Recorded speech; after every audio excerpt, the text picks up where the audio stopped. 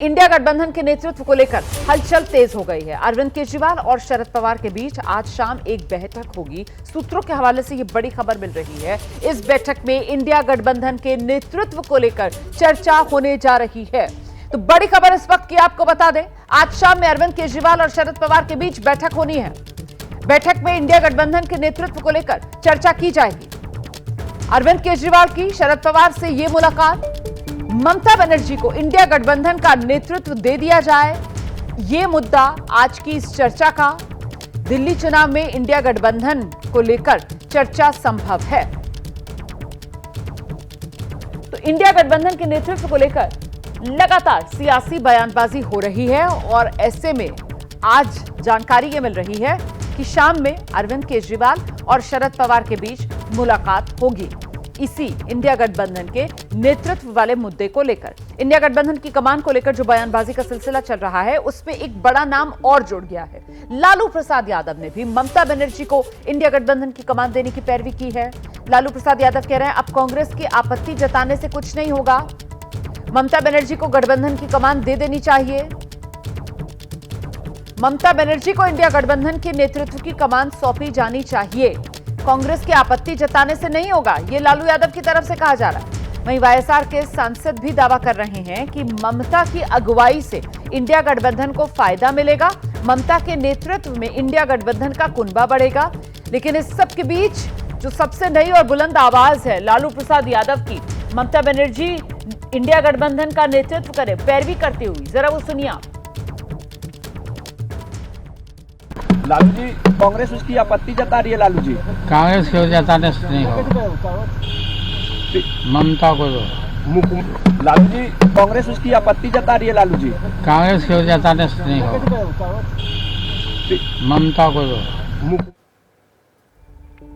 और आइए सीधे आपको लेकर चलेंगे, हमारे साथ हमारे सहयोगी गणेश ठाकुर इस वक्त मौजूद हैं। जरा उन्हीं से समझते हैं इंडिया गठबंधन और नेतृत्व का जिम्मा ममता बनर्जी को। मतलब कुल मिलाकर यहां पर कांग्रेस के लिए गठबंधन के भीतर ये खतरे की घंटी है। गणेश, बिल्कुल रोमाना, और कांग्रेस अब अकेले पड़ती हुई नजर आ रही है और अब इंडिया अलायंस का एक बड़ा चेहरा शरद पवार और केजरीवाल की ये मुलाकात कई मायनों में ममता बनर्जी के लिए बहुत महत्वपूर्ण है, क्योंकि शरद पवार खेमे ने कहीं ना कहीं ममता बनर्जी का समर्थन किया है। वो ये समझते हैं कि अगर इंडिया अलायंस को एनडीए के खिलाफ खड़ा रहना है, मजबूती से खड़ा रहना है, तो नेतृत्व में बदल होना बहुत ज़रूरी है। इसी वजह से शरद पवार गुट भी ममता बनर्जी को बैक कर रहा है। इसके अलावा केजरीवाल की तरफ से भी समर्थन मिलने की जानकारी आ रही है और इसी वजह से आज की बैठक बहुत महत्वपूर्ण है। अरविंद केजरीवाल जब जेल में थे तो ममता बनर्जी ने भाजपा पर सीधे निशाना साधा था, उनकी पत्नी से वो मिलने पहुंची थी। तो कहीं ना कहीं एक लीडर के तौर पर अरविंद केजरीवाल के साथ उनके कठिन समय में ममता बनर्जी खड़ी होती हुई नजर आई थी। और आज की ये बैठक कई मायनों में बहुत महत्वपूर्ण है इंडिया अलायंस के लिए भी। कांग्रेस की आपत्ति है, कांग्रेस ये नहीं चाहती है कि ये कमान किसी और के पास जाए, लेकिन जैसे लालू प्रसाद यादव हो गए, वाईएसआर कांग्रेस की तरफ से बयान आ रहे हैं, शरद पवार का खेमा भी ये कहता है कि ममता बनर्जी का समर्थन करना चाहिए, शिवसेना की तरफ से भी ये बात हो रही है, शिवसेना उद्धव ठाकरे गुट भी ये मानता है कि कहीं ना कहीं ममता बनर्जी का नेतृत्व इस इंडिया अलायंस को आगे ले जाएगा। केजरीवाल की भूमिका आज की बैठक के बाद स्पष्ट हो सकती है और अगर केजरीवाल भी बैक करते हैं तो कांग्रेस पूरी तरह से नेतृत्व की लड़ाई में अकेली खड़ी होगी, ऐसा नजर आएगा। तो आज की ये बैठक किस दिशा में इंडिया अलायंस को ले जाएगा, ये देखना बहुत महत्वपूर्ण होगा। बहुत शुक्रिया आपका गणेश ठाकुर इस तमाम जानकारी के लिए। हम आगे बढ़ रहे हैं। ममता बनर्जी को लेकर लालू प्रसाद यादव ने जो बयान दिया है, उसके बाद इंडिया गठबंधन में हलचल मची हुई है। शिवसेना उद्धव गुट की सांसद है प्रियंका चतुर्वेदी, वो कह रही हैं अगर ममता बनर्जी नेतृत्व करना चाहती हैं तो फिर उनका स्वागत है, क्योंकि उन्हें अनुभव काफी है। देखिए, हम बार बार यही कह रहे हैं कि जो भी स्टैंड होगा इंडिया अलायंस मिलकर निर्णय लेगी, पर ममता बनर्जी जी ने जो खुले दिल से उन्होंने ये प्रस्ताव रखा है कि वो इंडिया अलायंस को लीड करने को तैयार हैं, वो एक महत्वपूर्ण सजेशन है। और हम मानते हैं कि ममता जी का जो इतिहास में उनका कंट्रीब्यूशन रहा है और ऑपोजिशन में होने के नाते भी उन्होंने भागीदारी ली है, साथ ही साथ वेस्ट बंगाल में भारतीय जनता पार्टी की फेक खबरें, फेक नैरेटिव्स, फेक न्यूज़ और डिस्टॉर्शन ऑफ न्यूज़ चलने नहीं दिया है और उनको सतर्कता से रोका है। ये महत्वपूर्ण है और अगर उनको ये जिम्मेदारी मिलती है, हमें पूरा यकीन है कि वो अच्छे से निभा पाएंगी और इंडिया अलायंस के गठबंधन को और मजबूत करेंगे। और वहीं उद्धव गुट के ही सांसद हैं संजय राउत, वो कह रहे हैं कि कांग्रेस को इंडिया गठबंधन की बैठक बुला लेनी चाहिए। सर, लालू जी ने जो कहा है कि कांग्रेस की आपत्ति से कुछ नहीं होगा, आप इंडिया गठबंधन की कमान ममता जी को दे देनी चाहिए, आप क्या कहेंगे?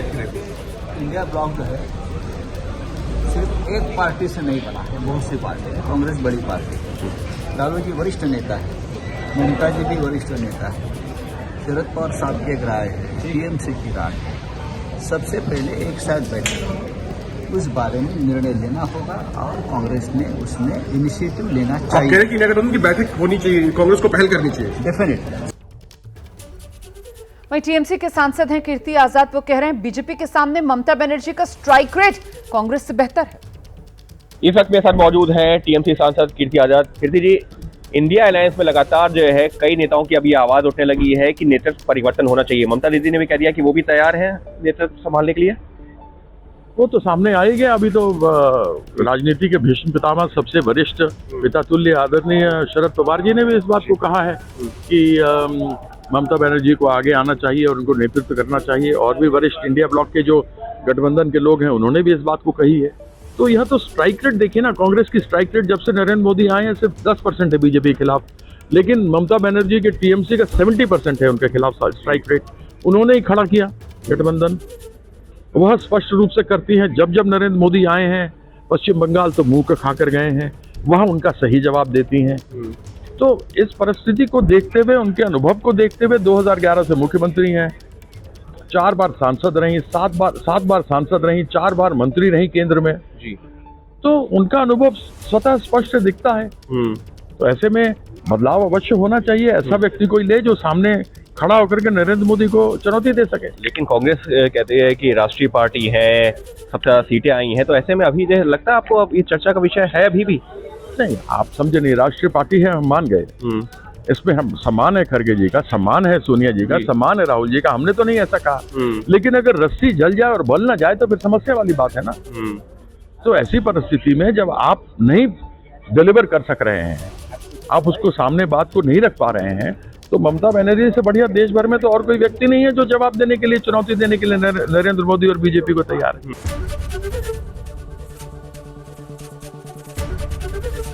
एबीपी गंगा, खबर आपकी, जुबान आपकी।